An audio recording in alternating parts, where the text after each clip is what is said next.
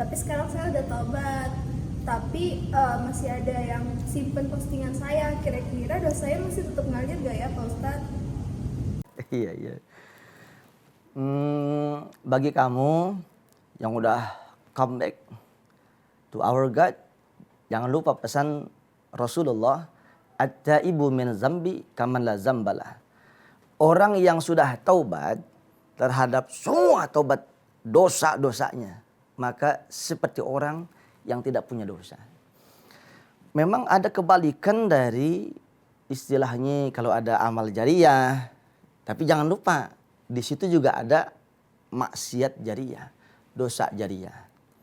Tadi seorang yang bangga terhadap dosa-dosanya, memflashing auratnya, kemudian hal-hal yang tabu dikonsumsi oleh halayak publik. Kalau dia merasa bangga terhadap dia punya kelakuan yang lompat pagar daripada syariat, maka dinikmati. Dia memiliki aurat yang dikonsumsi oleh semuanya. Maka selama orang-orang mengkonsumsi auratnya, aibnya juga, maka sampai kapanpun itu akan menjadi maksiat jariyah.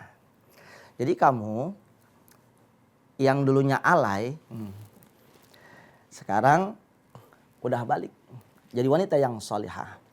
Perkara postingan-postingan kamu masih ada yang nyimpen, masih ada yang menikmati. Mudah-mudahan Allah mencatat hati kita. Adinda, Allah Subhanahu wa taala tidak melihat rupa kita, tidak melihat fisik kita. Walakin yanzuru ila qulubikum wa niyyatikum. Yang Allah lihat adalah hati dan niat kita. Kamu dulu merasa bersalah, alay, flexing yang enggak benar, yang keluar daripada norma syariat. Tapi kamu udah istiqomah, udah hijrah, maka yang lalu-lalu Allah akan maafkan. Ada satu dosa yang tidak dimaafkan oleh agama kita. Rasulullah sallallahu alaihi wasallam bersabda, "Kullu ummati mu'afa." Setiap umatku pasti dimaafkan dosa-dosanya. Sekalipun dia musyrik, dia murtad, tapi sebelum nafas yughargir, dia taubat, Allah maafkan. Tapi ada satu dosa, sekalipun dosa yang kecil tapi regulasinya terus-menerus mengulir. Jangan lupa, dasarnya adalah illal mujahirin, kecuali orang-orang yang bangga terhadap dosanya.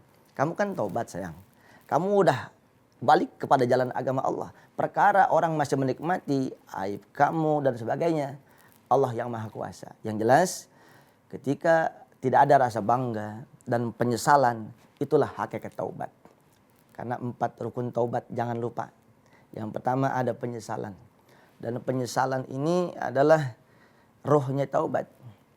Jadi kalau ada orang nyesel, mohon maaf, kalau ada orang dia taubat tapi nggak nyesel, itu berarti taubat bangke namanya. Tahu bangke nggak kamu? Bangke itu tuh rohnya udah nggak ada. Kucing mati bangke namanya. Manusia mati, ya bukan bangke lah, mendiang, minimal almarhum. Ruhnya tidak ada. Ketika taubat seorang hamba tidak ada ruhnya, tidak ada penyesalan, maka disebut taubat bangke. Allah tidak nilai. Kamu sudah menyesal, tidak ada rasa bangga diri, Allah yang akan memberikan penilaian kepada kita. Yang kedua, ikla'un nafsi, tarik diri kita. Ketika kita akan ada satu peluang untuk berbuat maksiat lagi, tarik diri kita. Kalau memang benar taubatan nasuha. Yang ketiga, al-azmu ala alla ya'uda ilaih.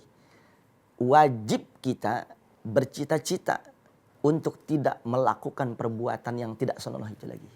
Nah, yang keempat, ketika berhubungan maksiat ini, dosa ini tentang hak-hak kemanusiaan. Utang piutang, atau dia korupsi, atau dia manipulasi data, rekayasa fakta, bahkan anatomi tubuh kita menyakiti physically. Maka rukun keempat ini harus diisi dengan istirdo, minta maaf, raddu hukukil adami, kembalikan hak-hak anak Adam. Jadi kamu, Ustadz pesan istiqomah di jalan Allah. Mudah-mudahan hidup kamu bahagia dunia akhirat.